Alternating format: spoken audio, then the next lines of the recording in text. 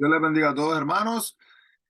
Estudiando en el día de hoy la Biblia Ilustrada con nuestro devocional titulado Las cartas falsas, que se encuentra en Primera de Reyes 19, del 19 al 21 y capítulo 21 hasta el versículo 8, del 1 al 8. Amado Dios, te agradecemos, Padre, porque eres bueno y maravilloso, porque para siempre es tu misericordia, porque no hay otro como tú. Padre, porque aunque a veces no merecemos tu gracia, nos la das como quiera, mi Cristo, y por esto te adoramos y agradecemos. Pedimos, Señor, que hables de nuestras vidas a través de este estudio en esta mañana, Padre, y que podamos aprender, Señor, de lo que es el orgullo, aprender, Señor, de lo que es la codicia y aprender, Señor, de la mentira.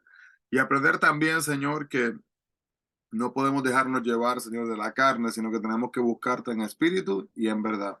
Háblanos, Señor, en el nombre de Jesús. Amén y amén.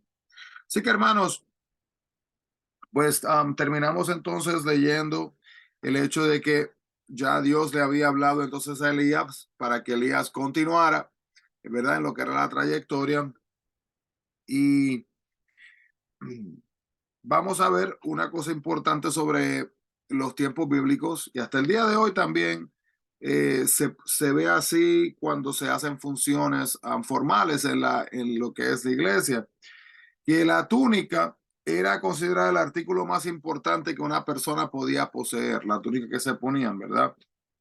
Se usaba para protegerse del clima, se usaba también como lecho para sentarse y como maleta también. Mire todos los usos que tenía la túnica que se ponían por encima. Y podía darse como una garantía también por una deuda o podía ser hecha a tiras para mostrar pesar. Así que si se rasgaba, mostraba entonces pesar, ¿verdad? O aflicción. Y Elías puso su túnica en los hombros de Eliseo para mostrar que él sería su sucesor. Más tarde, cuando hubo terminado la transmisión de poder, Elías dejó su túnica para Elías en Segunda de Reyes, capítulo 2 del 11 al 14. Diríamos en Puerto Rico sería como pasar la batuta o pasar el batón, ¿verdad? Como una carrera de relevo que se entrega así, ¿verdad?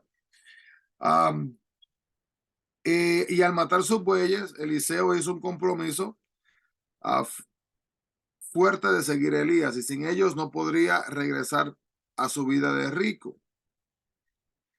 ya que él era un granjero que tenía más de lo que necesitaba. Y esta comida fue algo más que una fiesta típica entre extranjeros, sino que fue una ofrenda de agradecimiento a Dios, el que había elegido a Elías como profeta suyo. Vemos entonces que con dos reyes malos y dos buenos hasta este punto, el reino del sur, ¿verdad? En Judá, oscilaba entre la vida correcta y la perversa. Pero el reino del norte, Israel, tenía una sucesión de 8 reyes malos. Y para castigar a ambos reinos por vivir de acuerdo a sus propias normas en vez de seguir a Dios. Así que esto era castigo determinado de lo que tendrían que aprender de sus malas decisiones.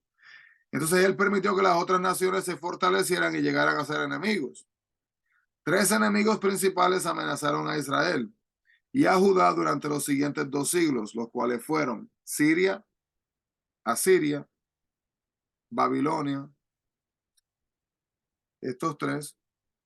Y Siria, que fue la primera en aumentar su poder, representó una amenaza inmediata para lo que era el rey Acab, para Israel. También, después de los días de Josué, los soldados israelitas tenían la reputación de ser los mejores guerreros en lo que eran en las colinas, pero ineficaces en los valles y mesetas porque no usaban carros en la batalla. Entonces, hermano, tenemos que meditar, porque como la palabra lo explica, que si estamos luchando en las colinas, ellos saben cómo esconderse, cómo moverse, cómo manipular, ¿verdad? El ambiente, pero si estaban entonces en lo que eran los valles, no estaban acostumbrados a a uncir sus carros y a luchar de esa manera. Así que eran muy buenos en una área, pero no muy buenos en otra. Entonces, los carros tirados por caballos también eran inútiles en terrenos escabrosos y bosques densos. Podían fácilmente atropellar grandes números de soldados de a pie en los valles. Así que lo que no entendieron los soldados de Ben-Hadad fue que era Dios el que hizo la diferencia en la batalla. Parece ser que fueron los carros, hermanos, pero no fueron los carros, sino que fue Dios que estaba en medio de lo que estaba sucediendo. También una cosa que, un tema de una tela específica que tiene un valor grande es el silicio, que era una tela tosca, hecha usualmente por lo general con pelo de cabra y era usada como símbolo de duelo por los muertos o por desastres naturales. Entonces, para colocar sogas alrededor de la cabeza, pudo haber sido un símbolo de ponerse uno mismo a disposición de una persona. En otras palabras, acá, de haberlo deseado, él los habría colgado, ¿verdad? Pero usar soga alrededor de la cabeza, por lo tanto, era una señal de sumisión, ¿verdad? De someterse. El profeta necesitaba una herida para poder verse como soldado herido y poder así entregar su profecía al rey Acab. El primer hombre fue muerto por un león porque se negó a obedecer las instrucciones que le dio Dios por medio del profeta. Y es difícil explicar, hermanos, por qué Acab dejó ir a Ben-Hadad, especialmente después de todos los problemas que los sirios habían causado. Pero Dios ayudó a Acab a destruir al ejército sirio para probar a Acab y a Siria, que era el único Dios. Pero Acab, aunque trató, no pudo destruir al rey, su más grande enemigo. Ben-Hadad estaba bajo el juicio de la muerte de Dios y Acab no tenía ninguna autoridad para dejarlo vivo.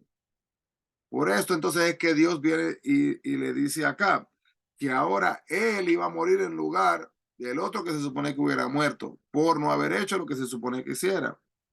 Este mensaje del profeta pronto se cumplió cuando Acab fue muerto en el campo de la batalla en el capítulo 22, versículo 35. Y después de escuchar el juicio de Dios, hermanos, en el capítulo 42, fue a casa con una mala cara, estaba reaccionando así, ¿verdad? Porque estaba indignado en cuanto a la rebelión contra Dios y tuvo un ataque de ira cuando Nabot se negó a vender su viña. Entonces se molestó.